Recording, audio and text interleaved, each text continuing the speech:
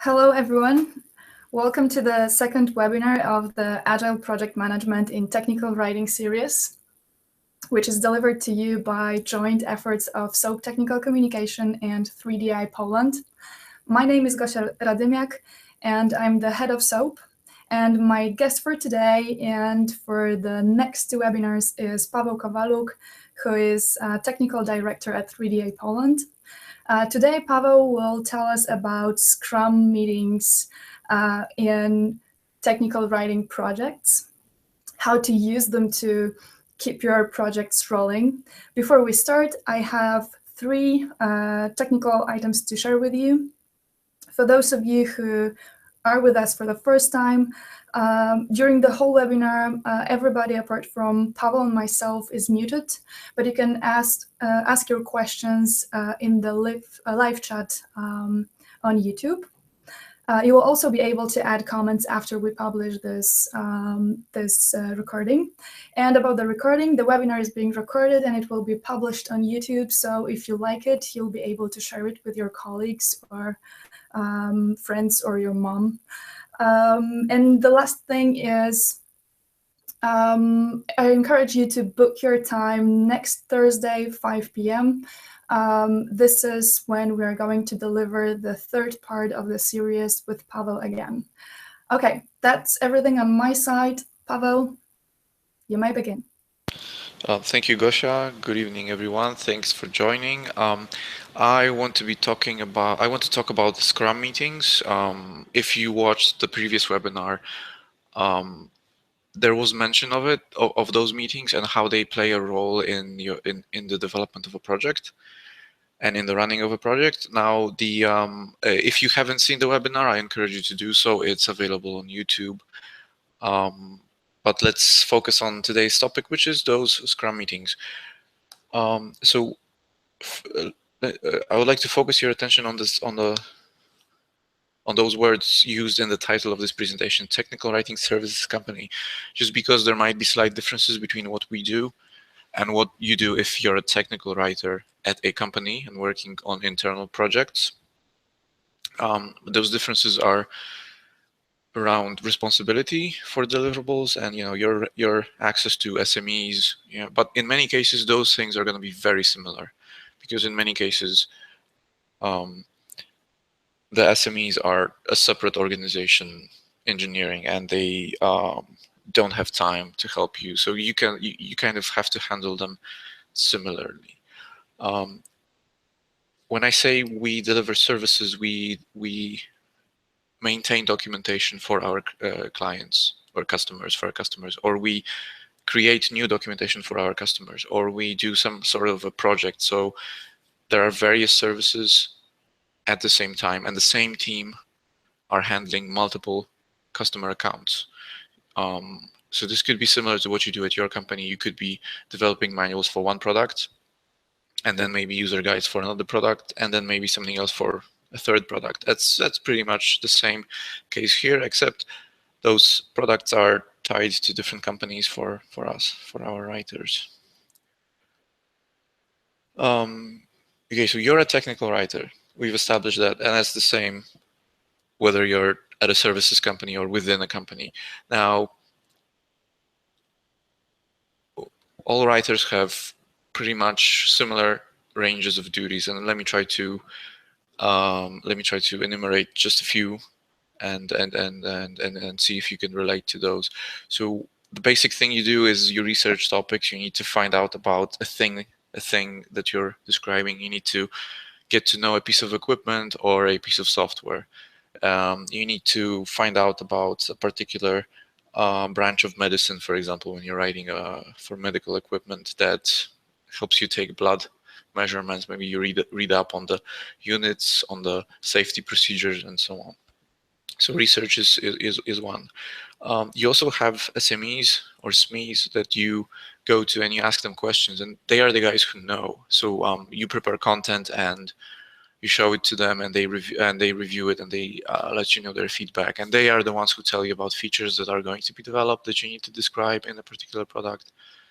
and you want to show that you value their time, so you do your research before you ask any questions, right? So you just go to them with very important questions that you cannot answer yourself.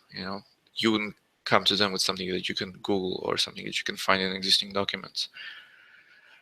And then you have to write and update your text, your illustrations, screenshots, videos, whatever other media you're developing. And this is going to be, even though you're a technical writer, it's not going to be the majority of your work. It's just going to be a little bit of it, but it's very important.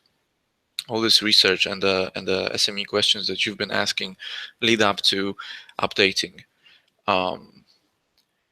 And yeah, and then you need to manage your time, and all these things take up your time, and you have a lot of duties. You have really a lot of things to juggle with, especially if you know that you have a deadline and you need to write something, but you're not getting the answers from your SMEs, or you're not getting the materials that you requested, and you're going to get them later, but you still have the same deadline. So you need to juggle your work and make sure you complete everything.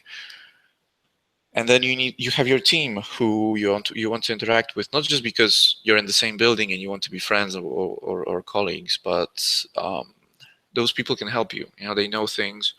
They can teach you how to be a better writer. They can tell you about things that you're writing. They help you in your research, help you overcome technical difficulties. Team interaction is very important. You also want to develop professionally. That's why you watch webinars, you go to conferences. That's why you spend time reading blogs online. Techwriter.pl is a good one. But then you have other duties on top of that, administrative things, like you need to report your time in a timesheet. You need to have meetings with your manager and your team and your whatever. Sometimes at a service company, you go to sales meetings with potential customers or existing customers as the expert, and you tell them about what you're going to be developing, etc. You need to have time for coffee. You need to go home at some point. And then there are more and more duties on top of that, which you just need to manage somehow.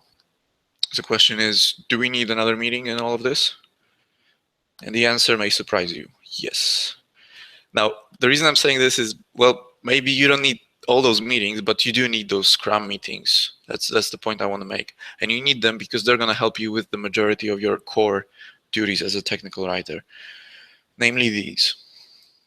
Okay, so I want to show you an example.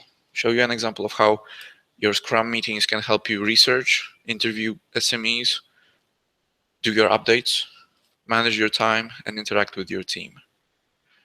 They can help you with the other aspects as well, but those are the ones I want to focus on.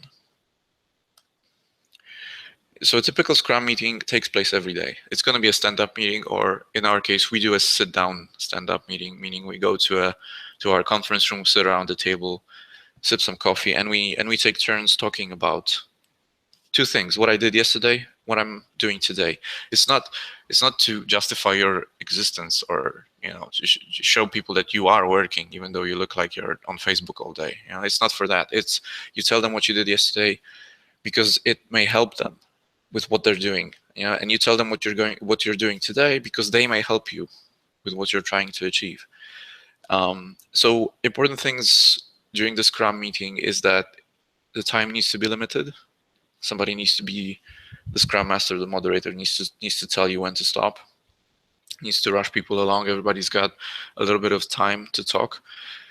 You cannot discuss too many solutions, or problems, or discuss problems too extensively during the Scrum meeting. You can indicate a problem, and then somebody can help you. Can say that they can help you, and you take it offline. You go and talk about it after the meeting. You don't take up everyone's time discussing details of something that may not be interesting. There are exceptions, of course, and you need to be flexible, but that's the general rule. And if somebody takes up too much time, the moderator or the Scrum Master needs to tell them to move along and let the next person talk. Now at 3DI, we have technical writers and project managers and salespeople and whoever else is available in the same meeting, and they discuss all the different things. But I want to focus on the technical writer and the core responsibilities that a Scrum meeting can help you with. Okay, so let's say we're in a Scrum meeting and somebody says they edited some kind of a topic yesterday. So somebody else says, hey, that's great, because I wanted to use that topic in my topic, and I know now it's ready and I can make use of it. Yeah, sure, they could find it in Jira or some other project management tool and see that this has been completed, but it's easier when the information comes to you than when you have to look for it, right? So somebody tells you what they did, and this has direct impact on what you're doing right now. And then, maybe it's not the same meeting. Maybe 2 weeks later you're doing something, and then you remember, hey, I remember Johnny did that 2 weeks ago. Maybe he can help me. Maybe I can ask some questions. Okay, so Robert is saying, I'm doing this task today. There's a lot of research to do, and it's going to take me a long time. And then Mary says, hey, I did something like that last month, and my notes are on the wiki. You can just look at them. You can reuse them. Maybe it'll help you. You don't have to do all the legwork from the start. People are going to say, like, when you say what you're doing today, people can tell you helpful things. Here's another example. I'm meeting Jacob this SME today. And somebody could say, yeah, I talked to him and I know about the thing that you want to ask. Or somebody can say, can I come along too? I have some questions. Can I attach my questions to your email as well? So we send him one email, just have one meeting with the SME. That'll help you save the SME's time and also make you look like more of a team that communicates versus, when you ask Jacob this me some questions, and then somebody else asks Jacob this me those same questions, even though you already have answers. That makes Jacob think that maybe you're not a real team over there. And then it helps you manage your own time.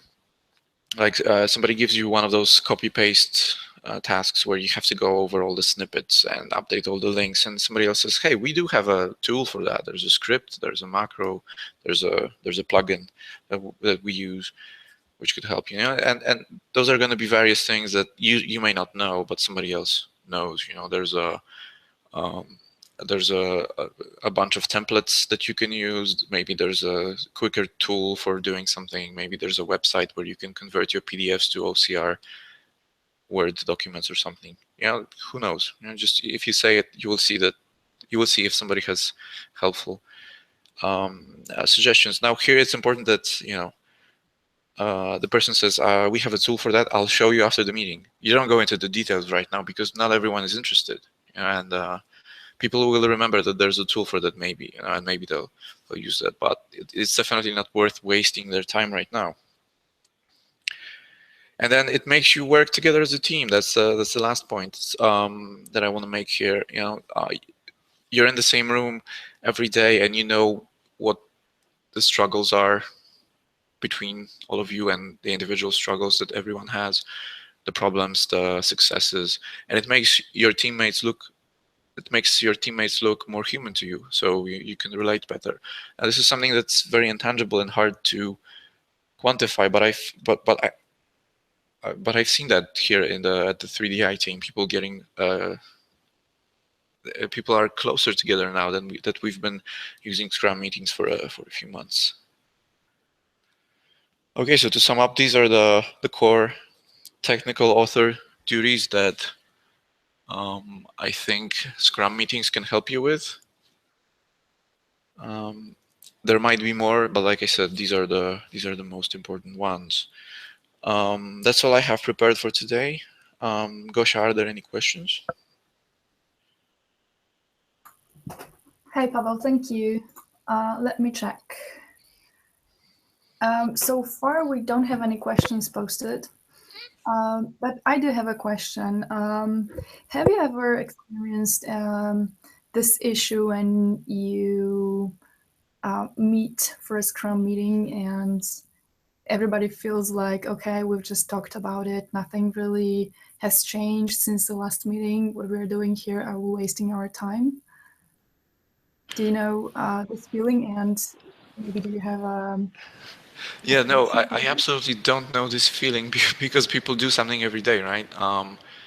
unless you really spend all day doing nothing, right? But then, nothing related to the projects. But you can tell people that you were in training and you learned this and that, or you can tell people that you went off-site or something, or you can just say I was on holiday. That doesn't matter. But yeah, but that's a good point, because these things could happen, especially if you were working on a drawn-out project which takes a long time.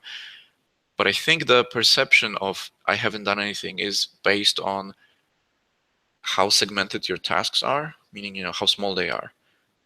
Because if you consider something really tiny a task that you did yesterday, and you did 3 of those, or you did even 1, which took up most of your day, that's still something that you did. It's still something that you can talk about. Maybe you had a boring meeting that didn't lead anywhere. You can say that as well. This will give people a warning that meetings with Rebecca are not very useful or something. I don't know. Does that help? Yeah, it definitely answers my question. Yeah, I hope it's useful to people who work on those long drawn out projects. When you're open about what you do with your team, you're never in a situation when there's nothing to say. Yeah. Okay. We still have no questions under the webinar. So Paweł, unless you have something extra to tell us, we are wrapping up. Okay, yeah, that's all from me. Thank you very much for having me. Thank you for joining us. Everybody watching us, if you have any questions, you can always add them as comments to the video on YouTube. Thank you a lot for joining us. Oh, we have a comment coming. I think this is exciting. I yeah, wonder it what it's gonna be. So in the meantime, if you're curious to see what people at 3DI do and what SOAP is, you can always follow the links in the description of the webinar on YouTube or on Facebook. And yeah, please join us for the next webinar that's coming next Thursday, 5 p.m. And this time, Paweł is going to tell us about estimating projects for client. Paweł, is this going to be about projects in general, or are you going to tell us about technical writing projects? And technical writing projects, definitely. We could change the description of the webinar so it's clearer to people. Okay, thank you. We have the comment. I'm going to read it to you, Paweł. We are thinking of making a Scrum team just for the writers who are otherwise involved in Scrum teams with developers and testers. So just a general comment to, a different approach to doing Scrum meetings. And that's similar to what we do at 3DI. I don't know if the person is interested in that, but we are kind of a Scrum team that works with different teams, and some of them are Agile, some of them are not. But this is something that I also talked about during the previous webinar, where people who do different things actually meet and they talk about those different things that they do, because even though you're working on separate projects and in separate Scrum teams, you still follow the same process and practices. You may have the same style guide. And even if you have nothing else in common, you're at least you're all technical writers, so you know the pains and you have the same core duties. Your research, your SMEs, your updates, etc. Okay. Okay, let's wrap it up. Thank you everyone for joining. Karen, thank you for your comments. And talk to you next week on Thursday. Yep. Thank you, Gosia. Thanks, everyone. Thank you. Bye-bye.